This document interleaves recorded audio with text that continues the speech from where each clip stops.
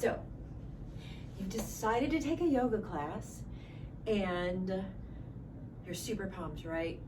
You've always wanted to do this. You go into your class and you're doing great.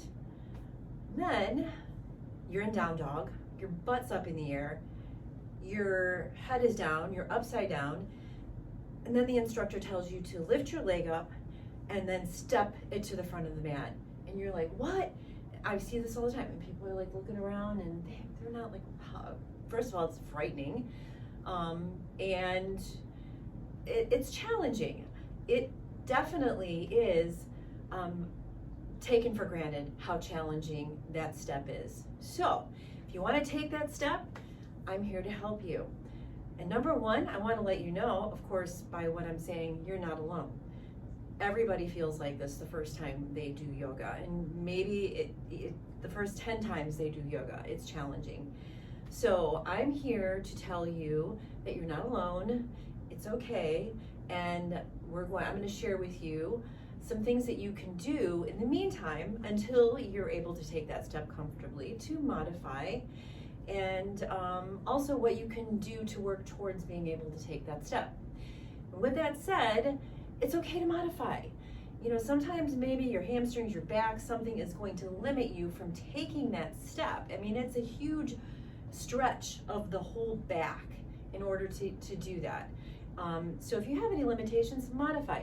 Nobody's gonna make fun of you, nobody's gonna laugh at you, and if they do, they should not be there. So, with that said, number one, why is it challenging? Well, when you are stepping your foot forward, you can see that I can't fit my knee. My knee can't. Where am I gonna, like, how can I even fit my foot up there? In order to do it, you are rounding your back. So there is some core. You're pulling your back up. I'm rounding like into a cat stretch, and then I can put my foot up there. But I have to make space. And I do need the flexibility on the backside in order to do that. The flexibility in my spine in order to do that. So, to work towards that,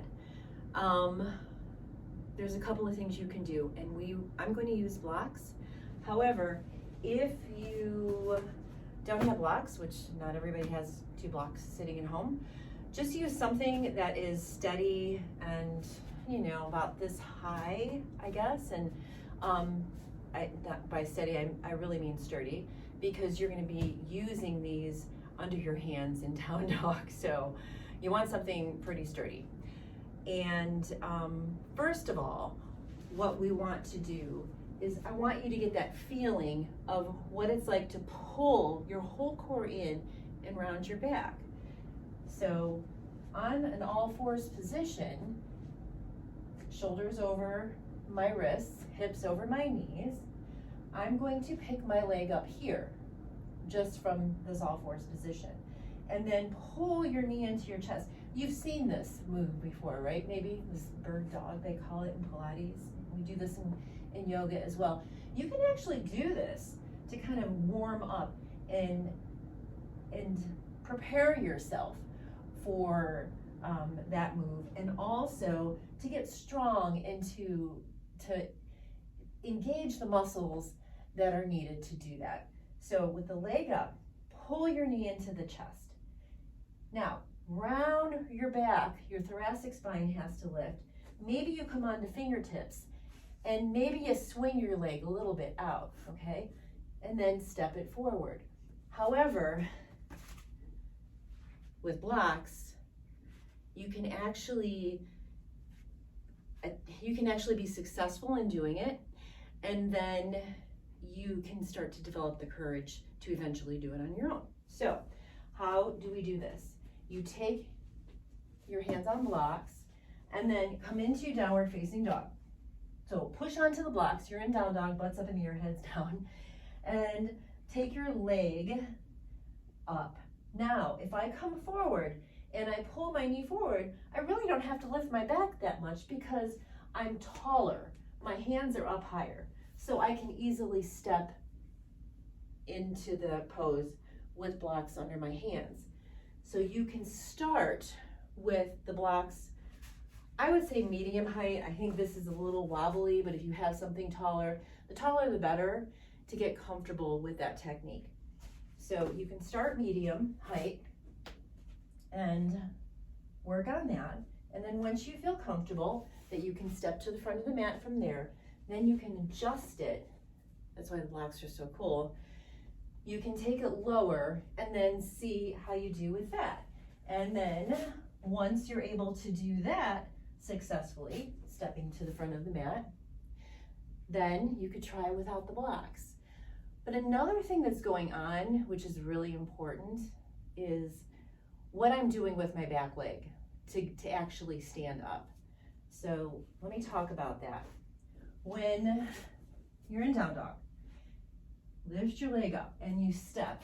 I have to shift my weight into the back leg.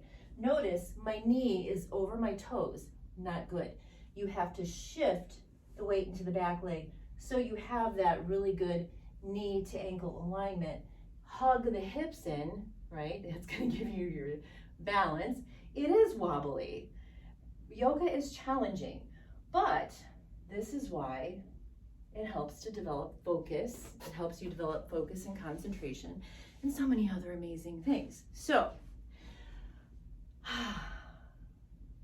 these are the things you could do to work your way up to stepping from down dog to the front of the mat. And I hope this helps.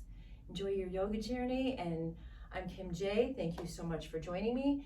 If you found this helpful, please subscribe to my channel. Peace out. Thank you.